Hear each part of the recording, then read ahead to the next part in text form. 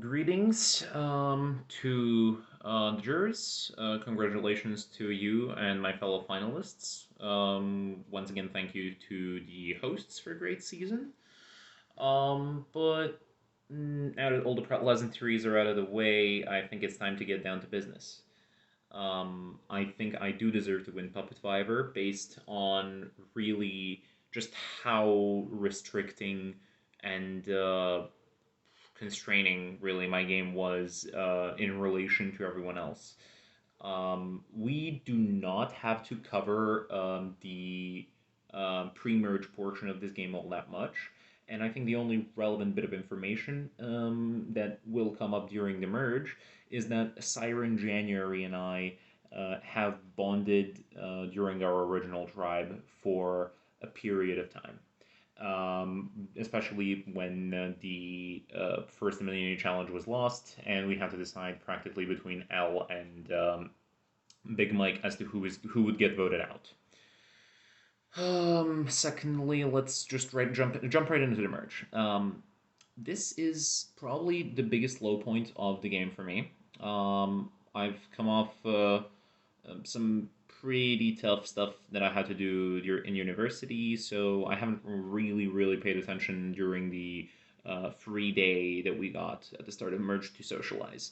That probably, I mean, was a bad thing for me, but I ended up, just doing the most simple highs, greetings, congratulations on making merge.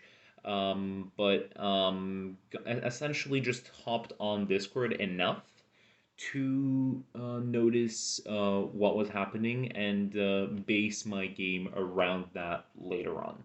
Um, During the merge, I've taken just notice really that Kalabe, Siren, and Groot mainly were talking quite a bit amongst each other, and also in voice call, which is definitely the most effective way to make friendships in orgs.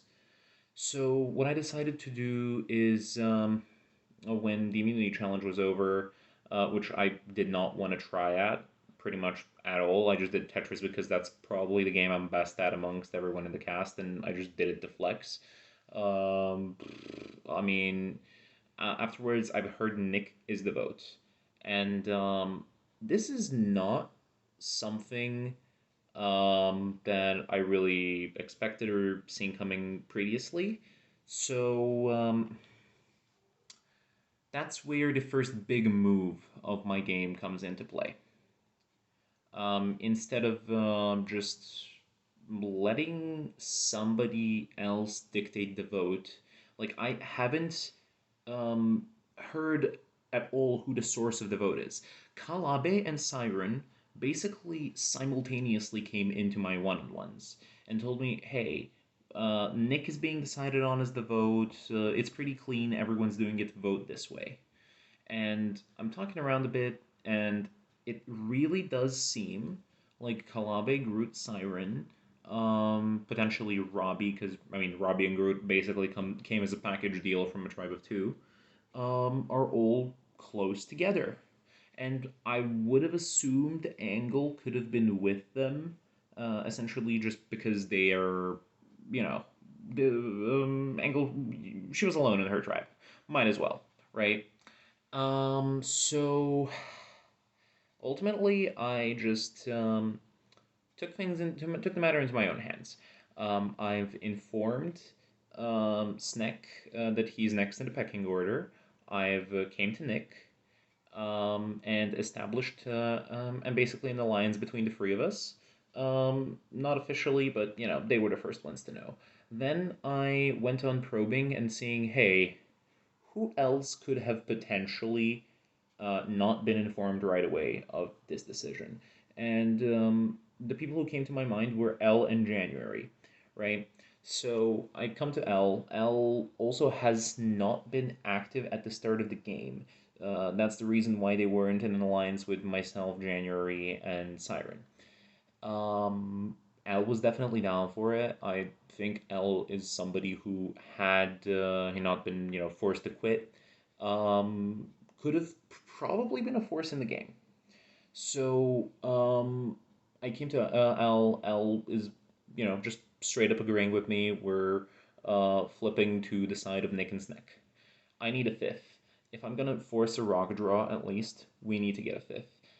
I come to January. January realizes what I want to do here, and I was the one who suggested Groot as the vote, because I think Groot is a pretty good challenge performer, and I wanted to make immunities easier for me down the line, which were the final 6, 5, and 4, which were really relevant for me.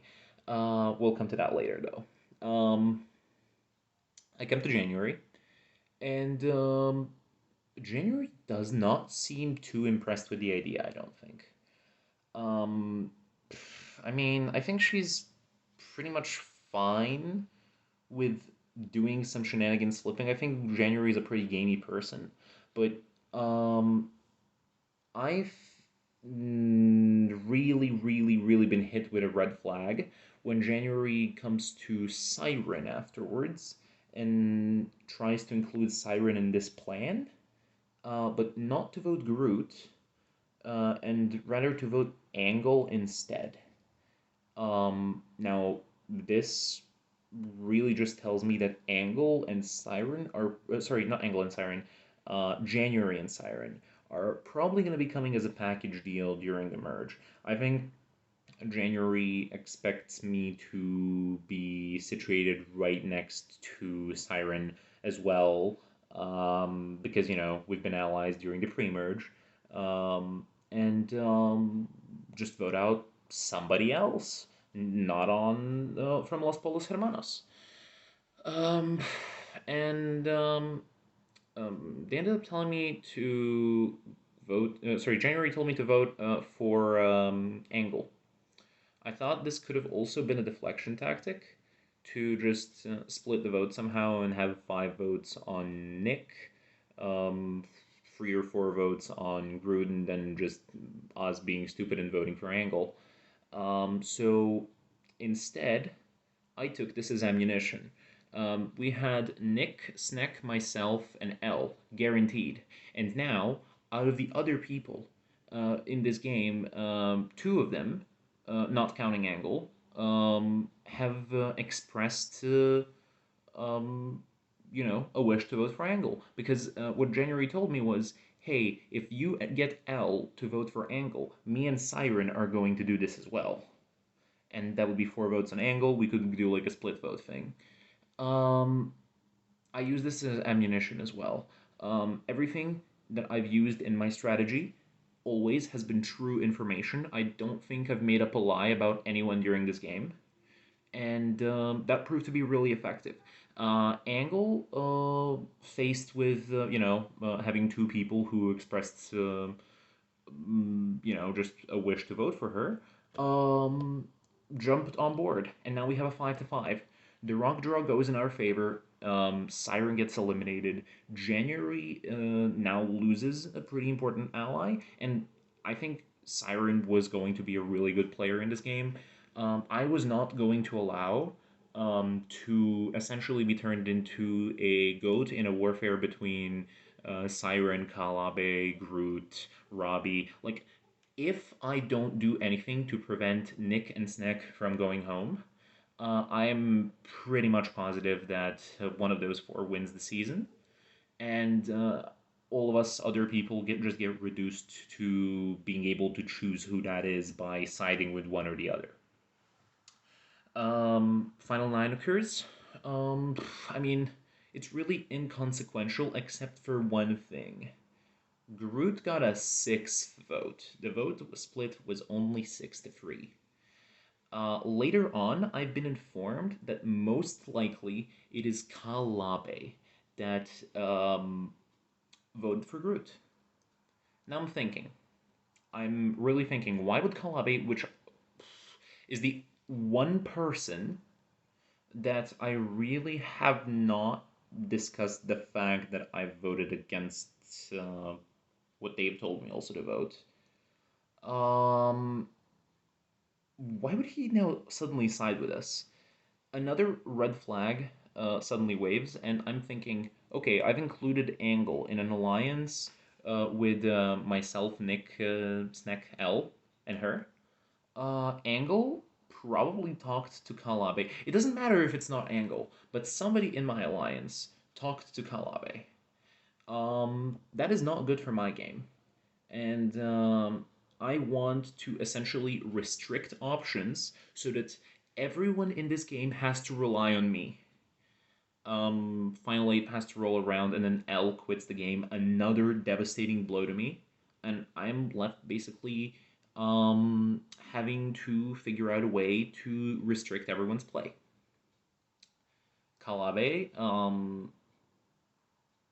we know what happened at Final 7. The Final 7 vote, only Kalabe and me are allowed to vote, and I need to set myself up for the end game. I, due to unfortunate circumstances, lost my number one ally, who probably my ride or die in L.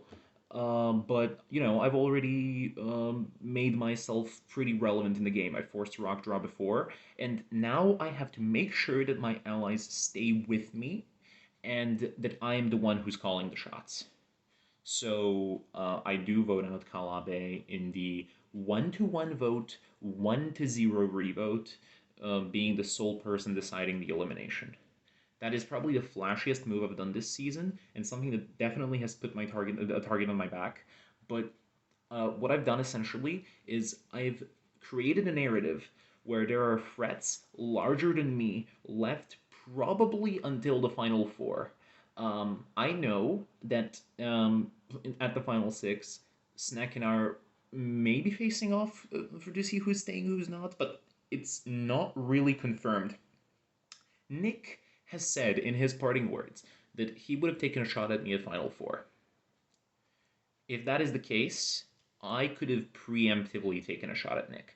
Everyone has been gunning for Nick, but this is not a shoulda, woulda, coulda scenario. I think me winning immunity at Final Six definitely helps. Snack gets eliminated, and we've started the pecking order that I've been setting up from the start of Merge. I've basically taken people who were dead man walking. Nick, Snack, um, I mean, L, who really hasn't been in the midst of the social politics, and Angle, who has been doing some sneaky things, but definitely hasn't been at the top. Angle has been playing a pretty creative in the middle game. I've taken these people and I've forced them to essentially be tied to me. And once the final six rolled around, I was basically allowed to start letting them go, one by one. Snack gets eliminated at Final 6. Nick gets eliminated at Final 5. Angle gets eliminated at Final 4. L has quit previously. I've hooked these people to myself, and once their services were no longer needed to me, basically I've cut them off the drug. You could say in this Breaking Bad season where we're trying to cook, I wasn't just the one cooking. I was both the cook and the drug. I've essentially connected myself to these people in a way that did not allow them to go in any different direction. I was in pretty much everyone's close to endgame plan. It does not matter if they don't want to take me to the FTC if I just win one or two immunities at the end. I downplayed my challenge skill as well. I didn't really try the challenges up until the final six. And, you know, it really did work. It brought me here to the FTC with people who, January and Robbie, I don't think have been able to decide on much. Somebody tried to flip on January at Final 5. It did not work. I got the Nick vote through still. It does not matter because at the end of the day, January, for example, who voted even against me for the majority of this game, has at the end from Final 6 onwards had to vote with me. Whoever I decided needed to work with me was essentially forced into that deal. And yeah, I mean, there's no better way to sum that up. Um, I think I've played this game in a way that just restricted everyone's options. I did not need to have the flashiest game. I just had a game that brought me to the end for sure, and I think with a pretty decent resume. I've played strategically enough so that I kept people with good enough storylines and threats ahead of me still in the pecking order, with Nick and Snack still being here at the final six, so that I could save them for endgame boots. And as for any other things, I would be very happy to hear all your questions. If you have any criticisms of my game, I'm ready to take them, and I will hopefully be able to refute them. I will see you for the questions in the reunion. Thank you.